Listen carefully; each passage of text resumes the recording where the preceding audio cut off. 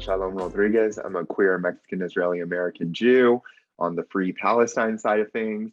I did the Sundance Screenwriters Intensive last year and got a grant from the Will and Jada Smith Foundation. I have just closed a deal with Sony to take out one of my half-hour animated projects together.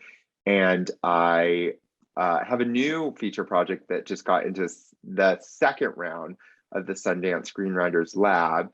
And I'm also doing the Black Magic Collective Film Your Feature initiative, where the intent is to shoot this said new feature in the spring of next year.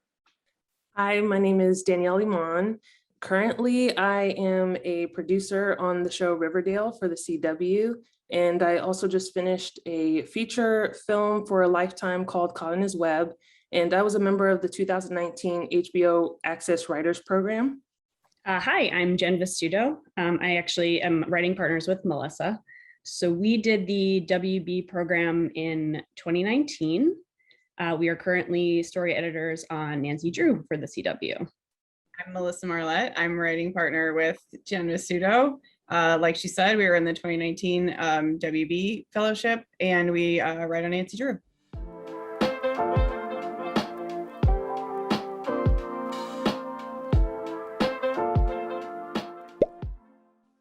I just wanted to keep writing and keep making stuff. And I think that when you have some clout underneath the project, it usually helps it come together easier. And I also think, it's just sort of like, for better or worse, I think that when there have been external industry, there's been external industry recognition, it makes people more easier to take, give them much more ease to take a chance on you.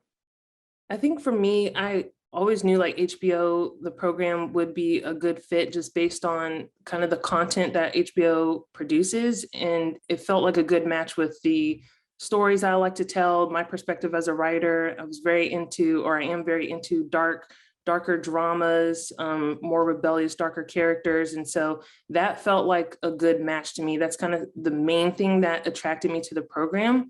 The other thing was, after doing a lot of research with different programs, was that HBO was non-exclusive, meaning I could be in the program, but I could also keep working my full-time job if I chose. It wasn't like the program had to be the only thing I was doing at the time. And so that really attracted me because it gave me the freedom to keep working on other things if I wanted to, keep working in other jobs if I needed to help pay the bills. So it felt like a nice flexibility that they gave.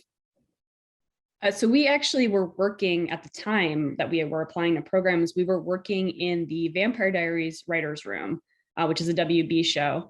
And I was working as the EP assistant, and Melissa, you can. I was the showrunner's assistant. So we knew the WB family and we knew the shows that they had done. And when we were thinking about applying for programs, that was one of the ones that we had highest on our list. Also, what's great about the WB program is they are a studio, but their shows span a bunch of networks. So they're on HBO, they're on CW, they're on NBC, ABC. So we had definitely a reach of a lot of different types of shows, cable and broadcast.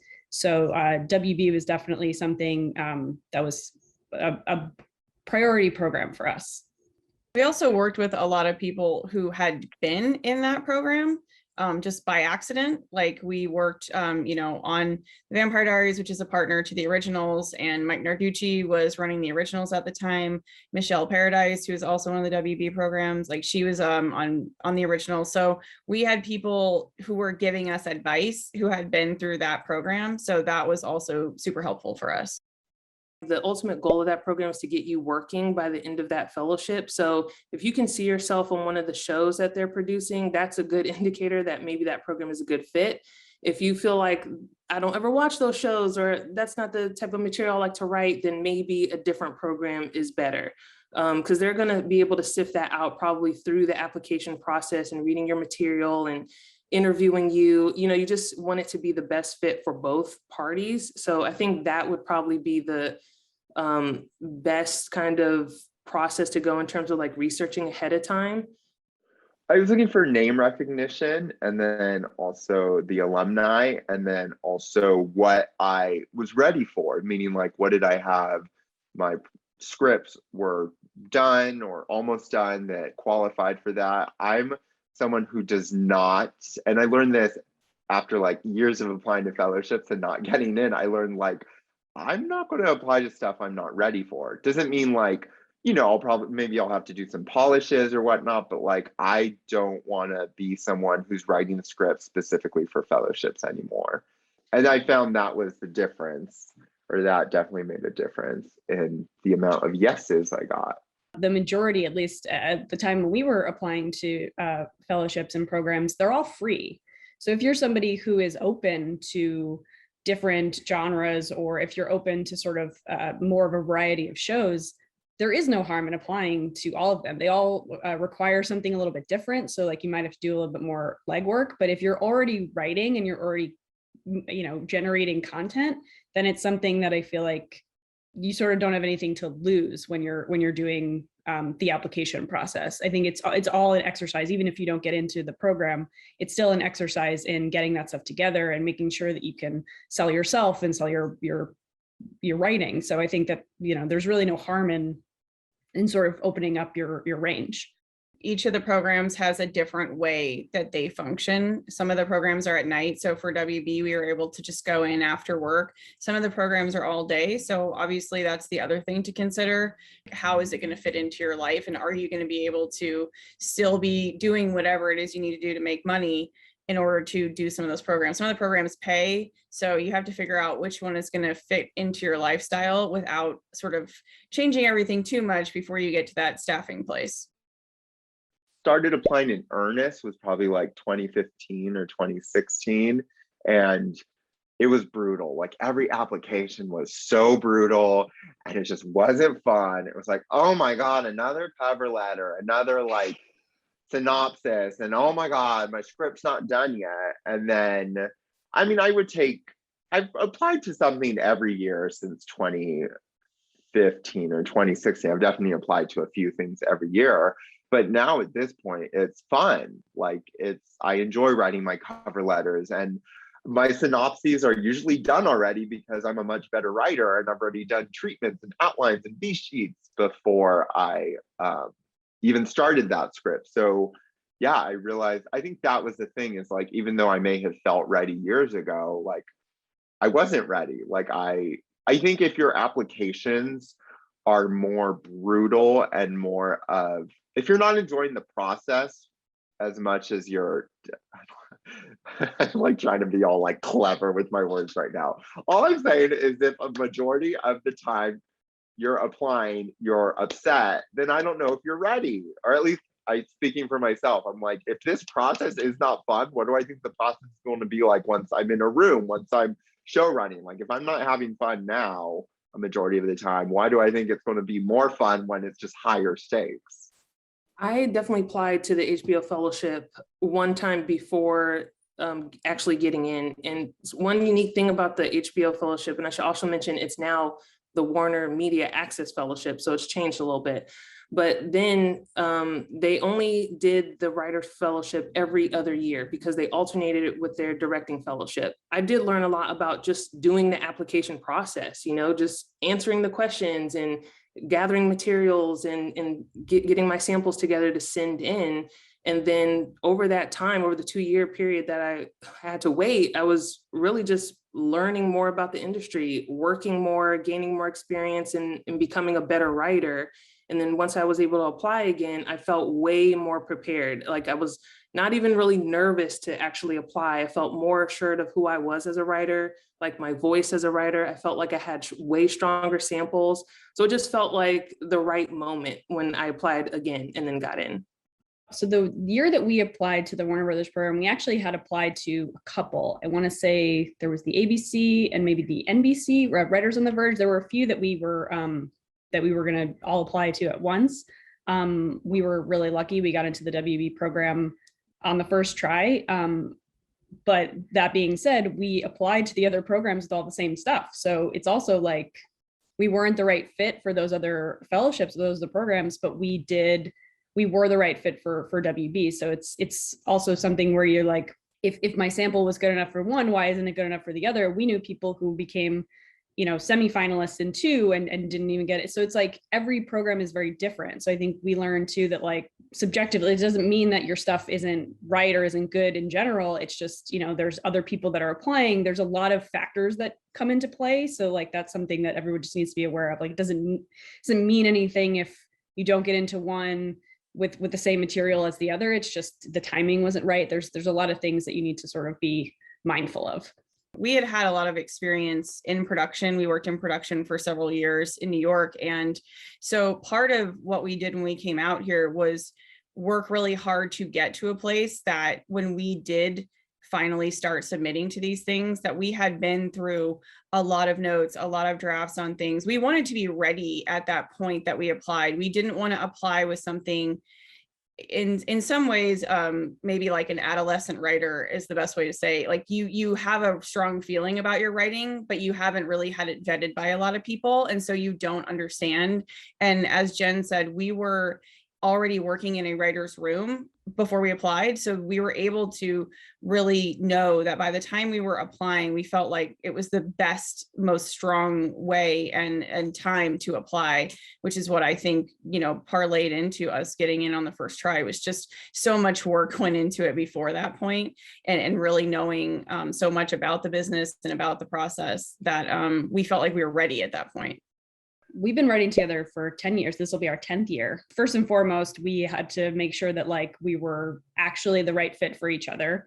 And I think I'll speak for myself. I think we are. We've done, all the work and been through a lot together to get to this place. So I think the first thing is to, if you're applying with a partner, like make sure that you're in it for the long haul as much as you can know, and make sure that you're a good fit and that you complement each other and you do all the things that, make a good partnership. Part of the incentive of applying to something as a team, part of the incentive of trying to show yourself as a team is that you are going to be cheaper because you're getting, paid half as much for each person, and you're going to give them a reason to take a chance on you. And so part of doing that is knowing that you can work with that person and through difficult things and through when it's easy, because you're going to be in some ways tied to that person, and people are going to have expectations about what you can bring. And I think the other thing for us was knowing how we complement each other.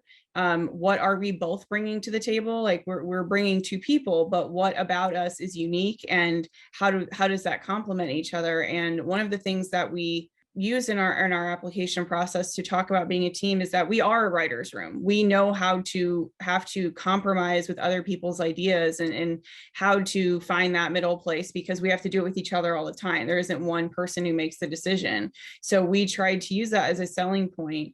As a team, you are already a small writer's room working together. Sometimes you have to figure out how you sell yourselves together, but separately. As Melissa said, you want to make sure that you're saying, we are two people. Yes, you're going to pay us as one, technically you're supposed to treat us as one, but we are two brains. We think very differently. We have very different experiences. We're coming to the table with, basically we're two people for the price of one, which, has its ups and downs, and that's a whole other conversation. But at the same time, it helps just, sort of get us over the finish line in a way, is saying like, that's a selling point, but you are getting a really good deal out of it. You're getting two very different people who think very differently, who write very differently, but we write cohesively, which gets you fast drafts. There's a lot of stuff that, that's a good selling point. There was also an effort to say that we're a solid team. We're not a team that has just decided to become a team. We're not a team that has just started working together and doesn't understand the intricacies and the difficulties of being a team and trying to compromise. I think one of the things we really wanted to express to people is that we are a tested team. We are a team that has been working together. And again, in those 15-hour days during difficult situations, for years. So you're not going to get a team that suddenly doesn't know how to work together or can't figure out how to write a script together. You're going to get a team that's already been through all the really hard stuff and has sort of made it to a point where we can be a professional team.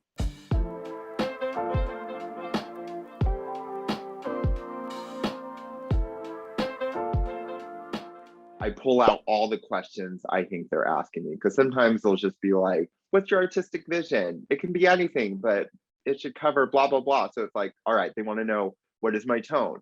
What is my wardrobe design? What is my color palette? Oh, what other comps do I see this to? Like, I'll pull out all those questions and then I'll just like brain dump all the answers. And then I'll start to form the answers from that. Or like in the cover letter, it's like, this doesn't have to be anything specific. We just want to know about you. And then I'm like, all right, what do they need to know about me that will help them connect to this project more? And that's something I had to learn the hard way, was like, I just kind of was like making these form cover letters for at least a year, if not a few years. And then I was like, wait, no, every single piece of information I give them should be to help them understand why I wrote this and why, yeah, just essentially why I wrote this and what my point of view is on this. Not like, oh, I grew up in Long Beach and then I had my first kiss in high school and then I was in the theater class. Like, no, like, or like, oh, I grew up watching stories. Like, I know, I think people, like, I have my project that I just applied to this round of Sundance with is about Zionism. I'm actually more of an anti-Zionist, like I'm very like free Palestine. And my mother is very hardcore Zionist, lives in Israel. And this is the first time ever, which is crazy, that I just like really focused on what it's like growing up in this household that like was very Reformed Jewish, but then also is preaching Zionism in every part where they're like, tell us about you. But I'm like, yeah, because my project literally is about that.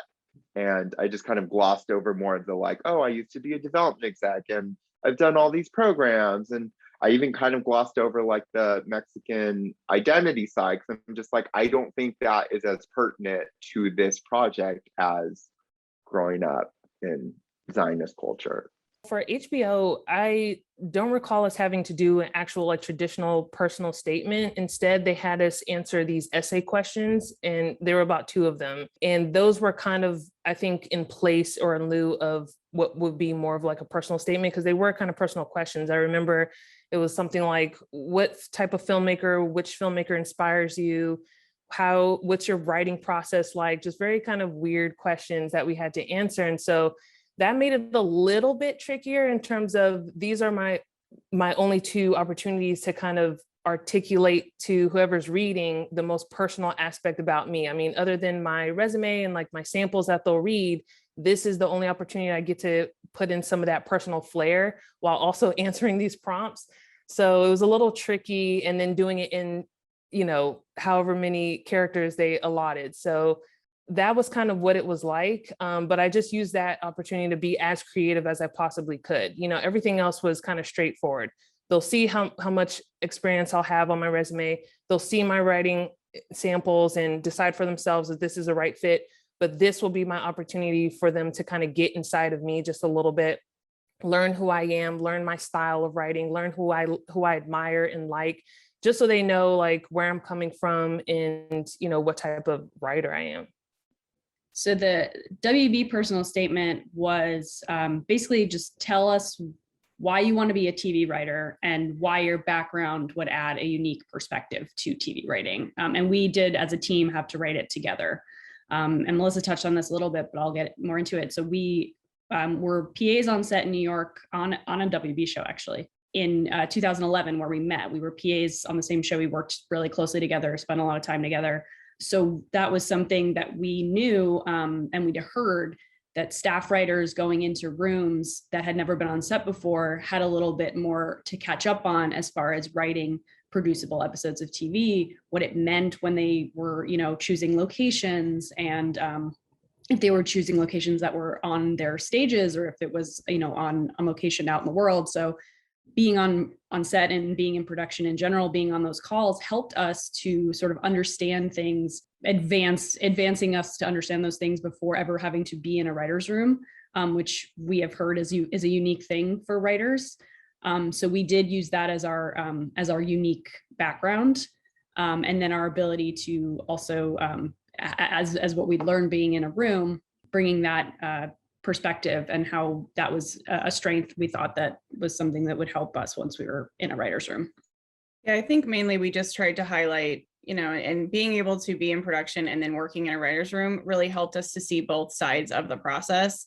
And we just tried to highlight how that experience, like Jen said, a lot of people had told us that they didn't have on-set experience, young writers, and a lot of people can't afford to send somebody to set. So being able to jump right in, really, and to know exactly what was the real putting it out into production, and not sort of just the like, I write this and who knows what happens to it afterwards, like other people do that stuff. Like it was, we understand that, we understand how long a stunt scene is going to take on the page because we've actually had to do it on set. We worked with the cast primarily in New York. So knowing what their preparation is, knowing how much time it takes, working with the stunt doubles, that just one example. And, we worked with wardrobe a lot. How many changes, how much time does that take? So we had a very different understanding coming into a writer's room of the practical application of what it takes to film something. And we felt like that was something that we had heard was unique. And we really wanted to highlight that as something we could bring to the table. And that really the thing that we were going to be experiencing for the first time was being in a room ourselves. Other than that, we had sort of experienced all the other nitty gritty, day-to-day stuff. Read it aloud, pitch it out loud.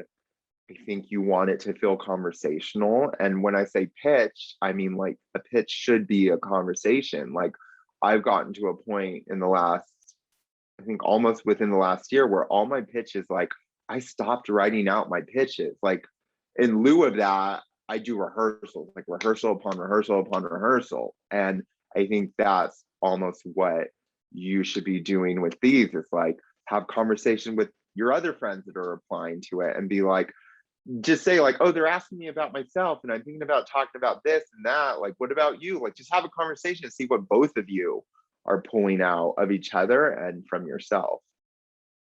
They want to know your authentic self and they want to know you. And it's like, well, of course they do. What does that really mean? And so that kept coming up. And I thought, okay, well, if this is the only way I can really show them before I get to like an interview process, how can I keep that kind of, I guess, thesis in mind with every question I'm answering? I want them to know exactly who I am, exactly the type of writer I am, and what I bring, like my background to this program and why I'm the right choice to pick. I know that feels like so broad and kind of crazy to put all into a question, but when you have prompts, you can answer it in any type of way. There's like 1,000 ways that you can answer any question, but at least that gave me some type of North Star to say, okay, if I was on the other side of the table reading this answer as someone to choose, am I gaining a unique perspective about who this writer is?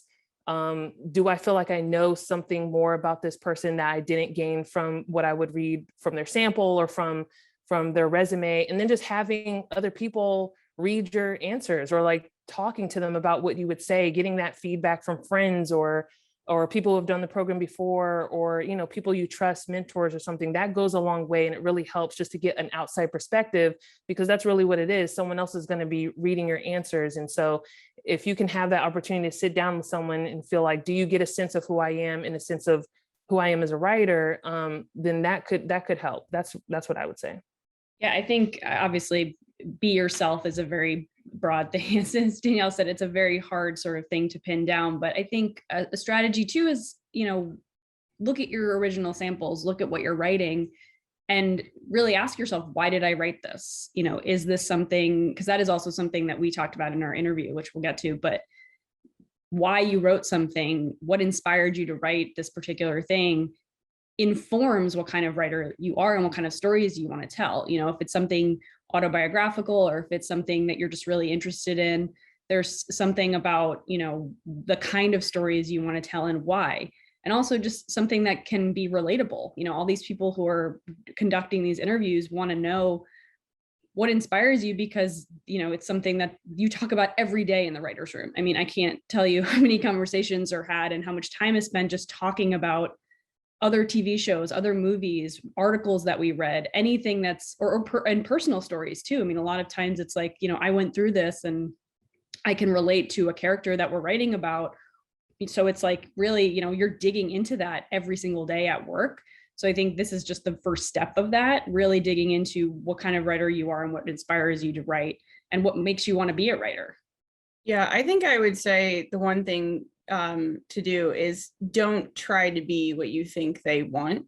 Like whatever it is that you are, even if you don't think it's unique, like I think you just have to be that person. And I think that you have to be honest, because they're going to figure it out if you're trying to pigeonhole yourself. And it's just like figuring out what notes to take and what notes not to take. Like you have to be able to go to bed at the end of the day and say, well, if this doesn't work out, like at least I said, yes, I want this and this is why. And I didn't say okay to something that then later I will look back and say, well, I didn't really want to do that anyway. And I just said yes. And then like my show didn't go. Like you have to be able to own it, like whatever the outcome of the situation is.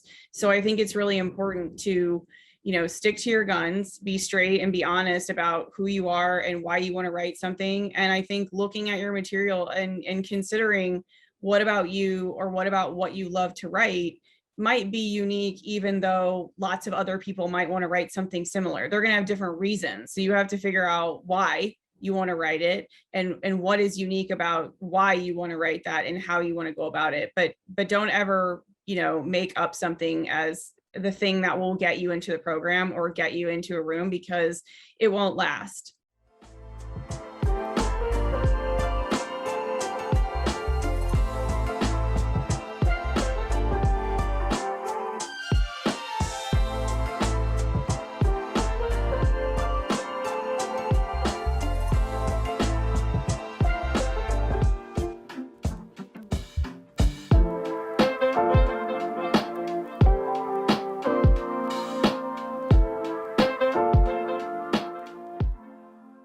Whatever's available to me that is like done. Like that's what I think the first thing I do to evaluate if I'm writing is like what writing sample is done that I feel is ready and sendable.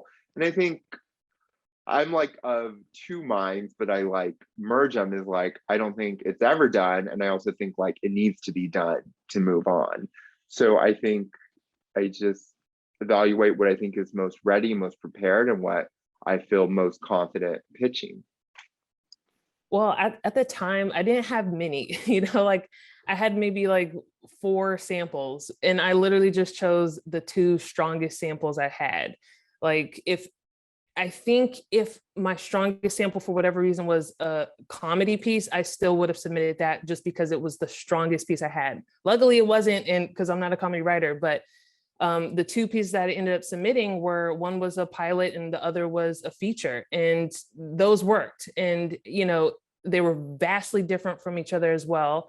But they felt like the strongest things I had in my portfolio at the time. They felt like the things that spoke to me as a writer and my perspective and my POV and my voice. And ultimately that if I, at the time, told someone like what I really wanted to write and what I really wanted to produce, it would be those 2 pieces. So I think just the confidence of knowing like those feel like the best ones I have at the time is the choice I made and what I sent through.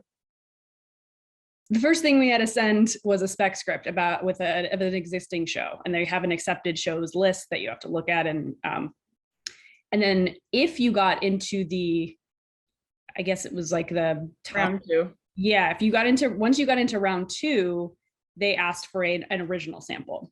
So if that is still the case, when we decided on what spec we wanted to write, it was one of our favorite shows, The Americans, was in I think its last season at that point, and that was an accepted show. So what we did was, and we'd watched all of it up until that point, we rewatched all the seasons ahead of it. And while it was airing, we watched, I think it was like episode 3, and we're like, okay, we're going to stop watching it and we're going to write episode 4 like we were just going to break a new episode and do exactly what the next episode would be. And we're not going to watch the real episode 4 until we have submitted this thing and, it's out of our brains. So that was our spec strategy. And then we did get into the second round. And I think the best advice I can give for the second round is have a sample ready to go, because literally they said, tomorrow you have to send us a sample. They gave you 1 day, I think, maybe less than 24 hours. and they said, you have to send it right away. So, and Melissa, you could talk about how we chose that sample, but that is at least the order of samples that we sent. Yeah, they assume you're going to be ready. So don't think you're going to have time to figure that out. You need to already know. And for us, it was really easy because it was our only pilot at the time. And it was something that we had worked on quite a long time. And so we felt like it was definitely the strongest thing that we had written because we had spent so much time on it. And like Danielle said, ours were very different. We did the Americans for our spec, and then our original is a pilot about Major League Baseball players and a guy who basically gets injured.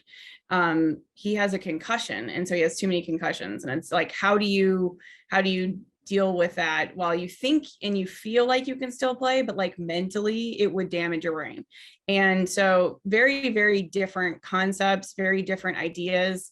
And I think, we kicked around 2 women sending in something about guys. And it's like, you really just, like I said in the last question, you really have to own, what your strengths are and know that you feel really strongly about the topic. And Jen and I were both baseball fans, and we talked a lot about how we felt like it would make a good story. And so it was really about, we know that this is unique. We know that it's special for us and we can talk about it. And we feel like it would be a good conversation so that when we have that interview, there's something to talk about. It's not sort of like 2 of the same type of thing, or, people like to know, why do you want to write about that? And so it was a conversation starter for us as well. I wrote 2 specs and they were terrible and it was frustrating and brutal.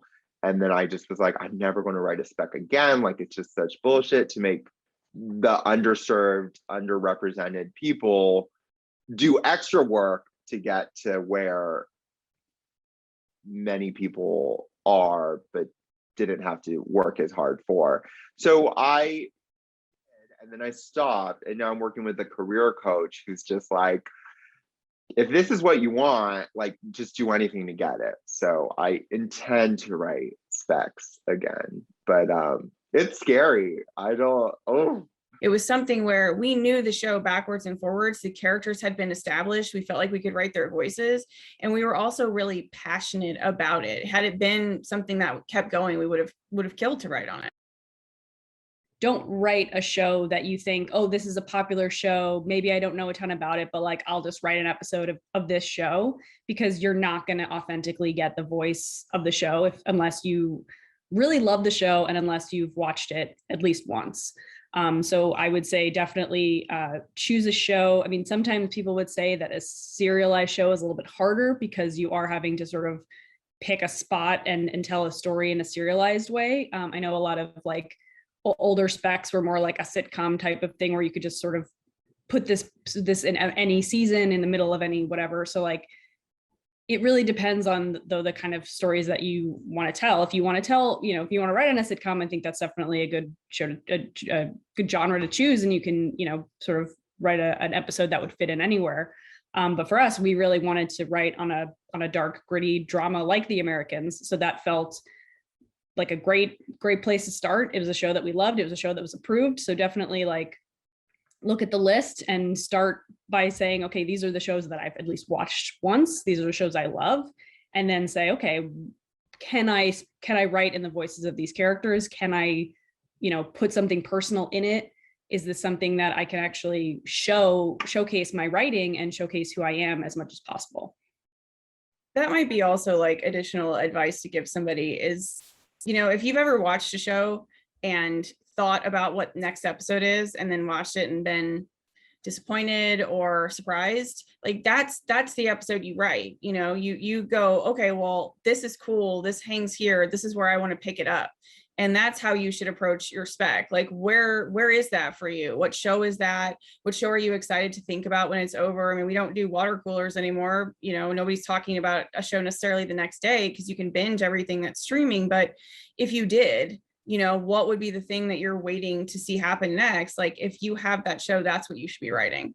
For HBO, they didn't ask for a spec. So there are some programs that don't even ask, they just want original material. And I'm not sure if that's still the case now that it's Warner Media Fellowship, but that was actually one of the appeal to me for applying to the program. I was like, oh, great, they don't ask for a spec. But I will say, if they did, I would feel very comfortable, because I feel like all I watch is the content that's on HBO or Cinemax, you know? So with that being said, it's again, like choosing a show that you truly love and watch and have seen and know kind of through and through.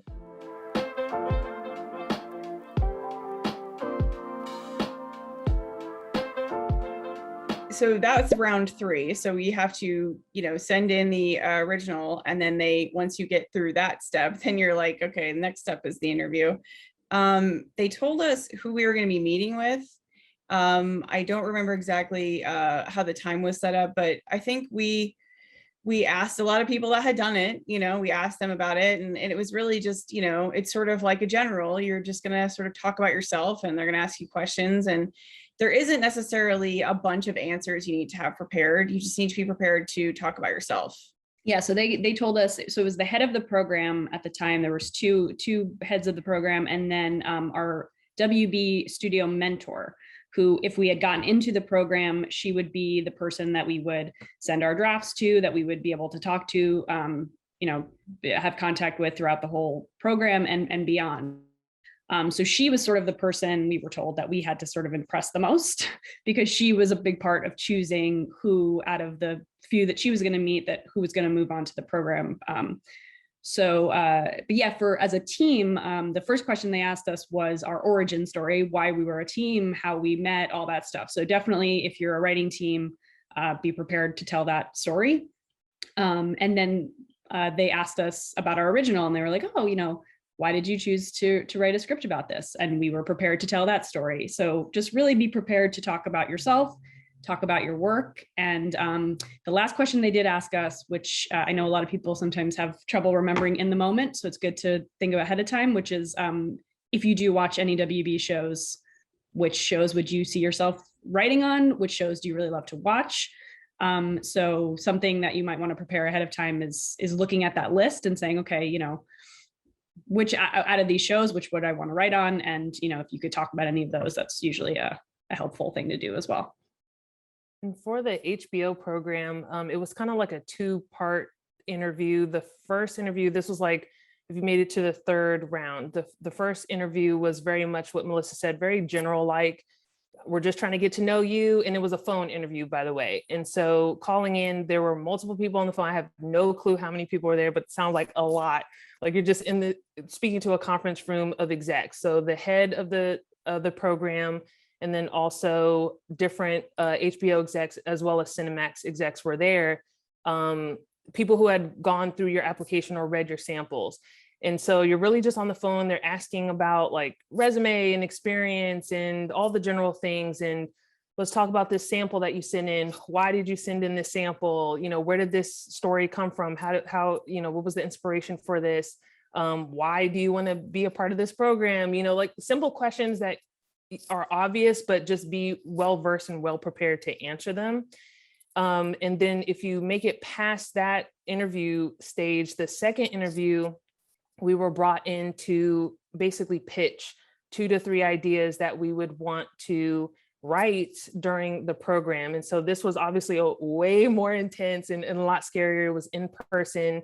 We were brought in. And so really having 2 or 3 solid ideas to pitch in a matter of like 15 or 20 minutes. So normally if you're doing like a full-blown pitch, one story might take that full time, but these are just ideas or concepts that you kind of have sort of thought out, maybe up to the characters and maybe a general plot idea, and you're coming in and just spouting them out and then being ready to answer questions about those ideas. And so leading up to that pitching process, I sought out a alum who had done the program before, and we also went to school together. So I felt comfortable reaching out to her and asking her if she wouldn't mind getting on the phone with me, just so I could have a better idea of what to expect going into that pitching meeting, because that would have been the first pitching thing I've ever done. And so getting on the phone with her was really helpful because she had done it before, and she had gotten into the program and she knew exactly what to expect. She knew the questions that were going to be coming my way. And I was able to basically run through my whole pitching session with her and then get some of that feedback as to like, okay, expect this question. Okay, this is, you pitch two different, very, very different ideas. This is something that they might ask you. So it's really helpful to practice one, but then also practice with someone who had experienced it before. I would write down questions I thought they would ask me, and then I would just figure out broad strokes of my answers. Where do you see this project going? What do you think the next steps are? Where are you in this creative process? What do you think you could get out of doing the lab? What are your expectations of us? I think you're interviewing them as much as you're being interviewed, because I'm still, I'm making peace right now with like, not every program is for me, no matter how much I may love it, and not every job opportunity is for me.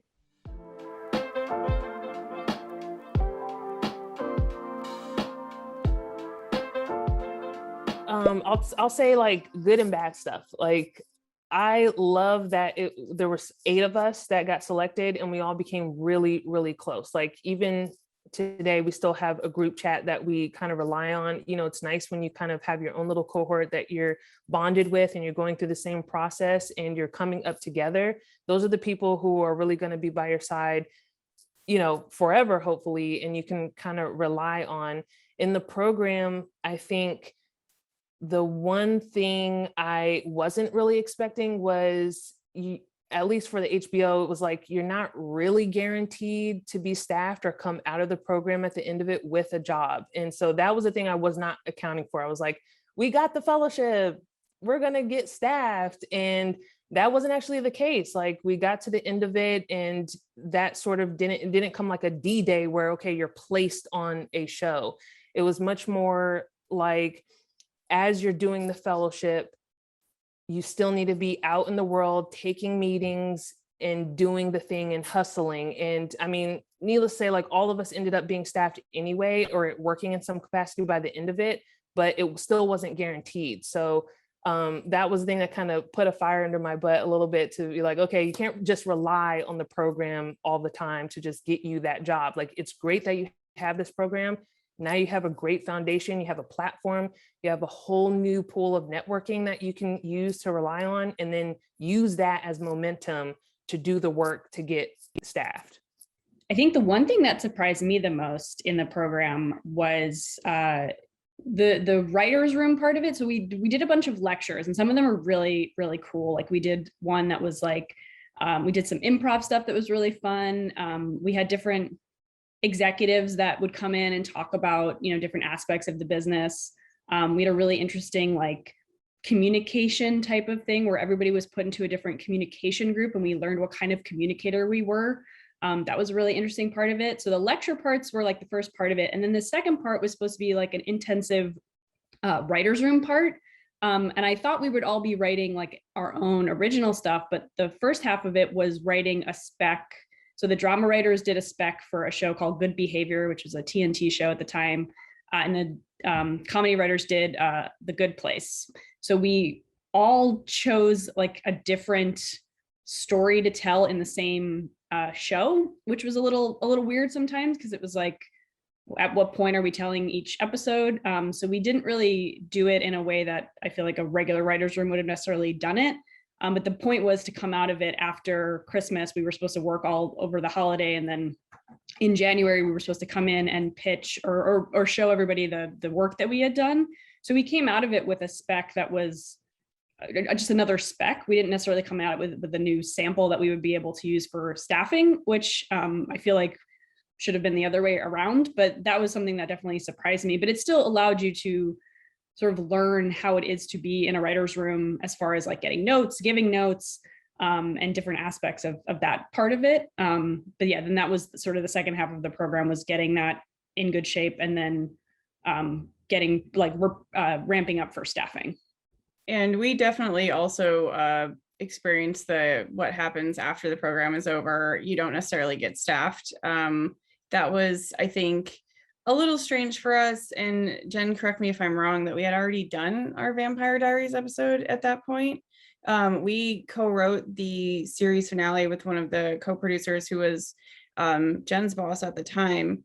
And it was strange to us, I think, to think that you would go through all this trouble to get into the program when the point of the program was to meet all these people at the studio. And there was this idea where it was like, you're the farm system, you know, like you are somebody who's been vetted, you've gone through this process, all these people have met you. And I think the biggest surprise was that it wasn't even a request or a requirement for the shows that would be hiring to meet with you. And I thought, like, for a farm system, that seems really counterintuitive.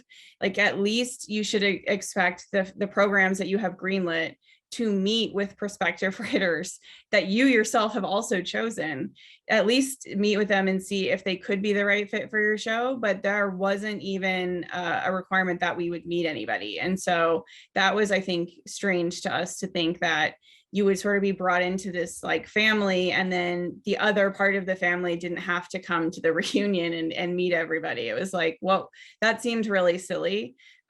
So I think that's when we were like, okay, well, how do we figure out, you know, how we're going to get a job after this?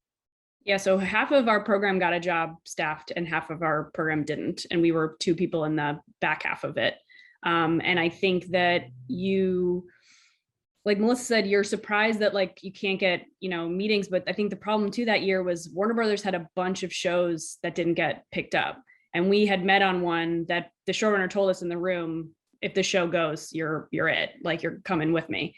And thankfully, and I think the best part of the program too, after that, was meeting her. And she's been somebody who we've stayed in contact with. And the second she gets a show, like I want to work with her so bad. So it's like, so you're in a situation where you're meeting people, which is great. But if the show doesn't get picked up that you've been selected for, then it's sort of like a game of musical chairs where they're like, okay, what's left? And it's like nothing was left that year. So we were lucky enough to be able to go back to being assistants. And, you know, the boss that I had worked on Vampire Diaries with is the showrunner of Nancy Drew. And the second she got a job, she was like, you're coming with me. So like, it was definitely something that was, you know, it took a step longer than we were hoping, but it, you know, everything ended up working out. But it's definitely not something that you can rely on all the time to say, okay, this is definitely going to be the thing that gets you the job.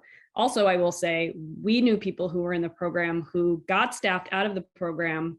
And the thing they don't really tell you is, so you're free on the show for the program. The program pays your salary for the first year. And if the show can't afford you in the second season, they let you go.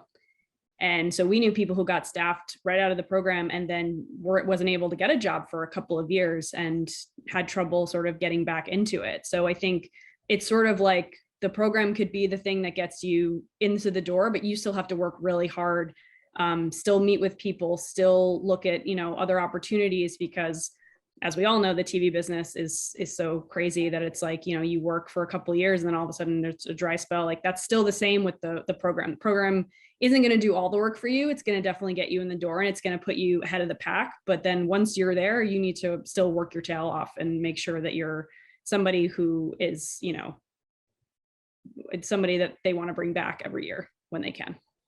The work never really ends.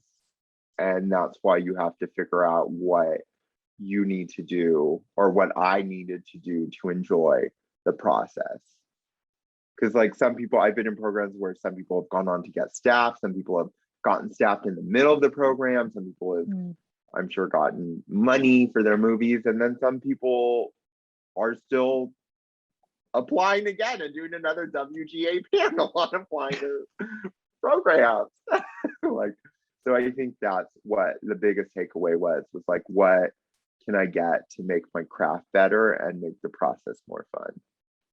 I mean, there's just people at various levels of their craft and various levels of their writer's journey. And I think it was nice to feel like it is a mixed bag of experiences and a mixed bag of people. And I just really enjoyed that. Like that defied my expectations. Like I feel like sometimes we think getting into a program, like if 2015 me could see me now, it's just being like, oh, it's a program. Like, yeah, but it is. It's just like another thing on your journey. And I really enjoyed learning that like, yeah, it's not the end of the journey, it's another milestone on it.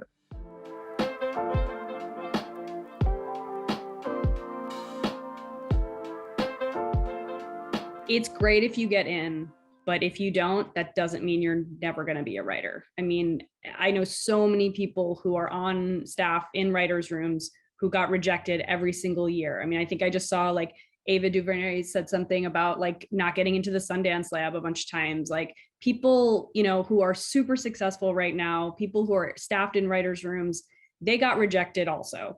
And if that's a motivation for you just to say, okay, yes, I didn't get it this time, and maybe the timing didn't work out, or the chemistry of who they were looking for didn't work out, but just keep writing. Don't let it be something that stops you from doing it. If you love to write, don't let it stop you from doing it. Yeah, I would say you really need to keep things in perspective. Getting in a writing program, you know, there's that you always say you can throw a rock and hit a screenwriter in Los Angeles, and that's probably true.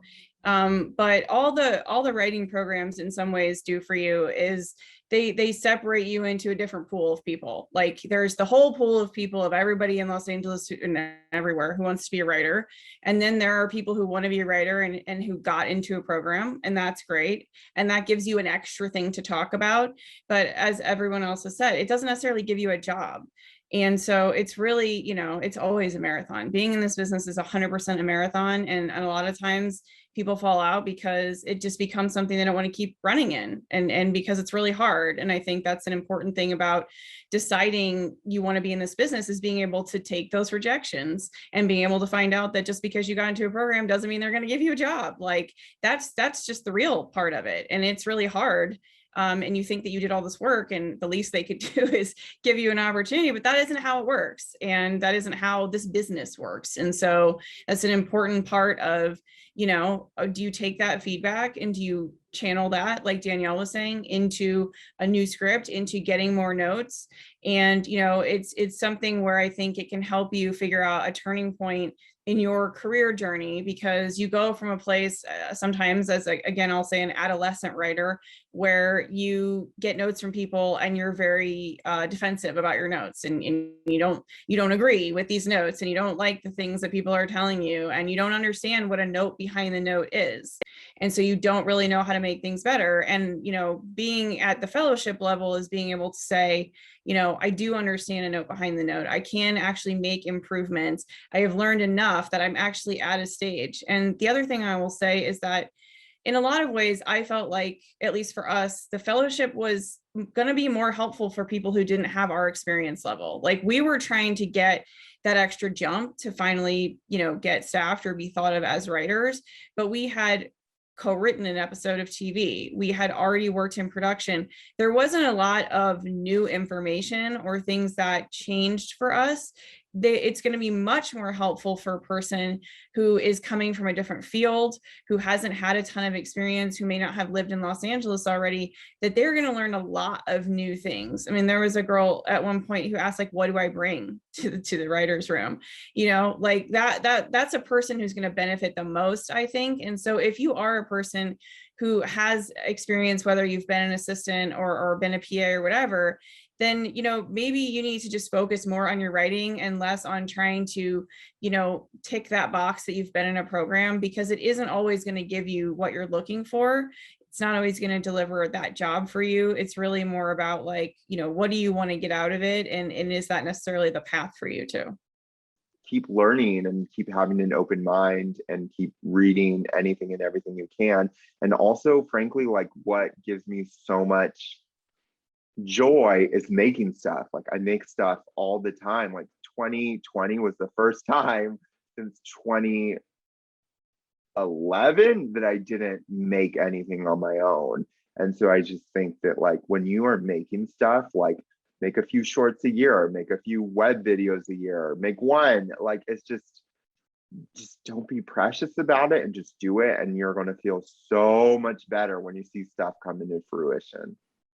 getting a no sometimes is encouragement enough, is like motivation enough to like keep at it and want to get in the next time.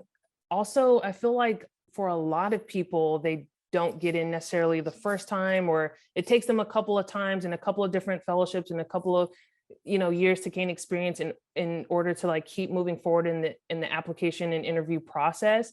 So you're not the only, like you're not alone, in this. And I think going back to something that Melissa and Jen said was like, it's so subjective. Like, it doesn't mean that you're a bad writer. It just really almost feels like the stars really have to kind of align. And to that point, I would just say fellowships are not the end all be all, right? Like, people who don't get into fellowships continue on to do the exact same thing and be literally in the exact same place at the same level that you end up being at some point. So it's like, don't put so much pressure on needing to get a fellowship. I remember that was one of the odd things that was kind of hanging over my head, at least coming out of grad school, was like this pressure to like get a fellowship as if that were the only way to be a successful writer. And it really is not. It's an incredible platform and opportunity if you do get it, but it's not the end all be all. Nothing is in vain. Like, even if you don't get into a fellowship, all the work you did put in, and maybe you got to the interview process, or maybe you got to a semifinal round, like all that work is going to be so helpful, because those are skills that you need anyway. You need to know how to talk about yourself and pitch your work. You need to have really good, strong samples just in general. So don't feel like any of that work is just like all for nothing. It's gonna come back and help you anyway. And then the other thing is, there were so many fellowships that I made, like either didn't make the first round or ended up getting like a semifinalist or a finalist. And I can't like tell y'all enough how many meetings I got just because I was a semifinalist for something or a finalist for something. And so there's still a lot of opportunity to be had, even if you don't actually get into the fellowship. Find, first of all, who you are and your voice as a writer. Like, know that through and through, know your perspective, and then bring your most authentic self, whatever that looks like, bring it into the application process, from the sample, from your statement, all the way through to your interview. Just use that as an opportunity to really dig into the most personal side of yourself that you possibly can. I remember someone giving me the advice on like, take it there. If you are nervous about sharing something on the page, like maybe in an interview or your statement, that's probably what you want to say. If you're comfortable with saying it, just bear it all out, because what do you have to lose? Let them see your true self and own it. And I think that will get you far, whether you get into the fellowship or not.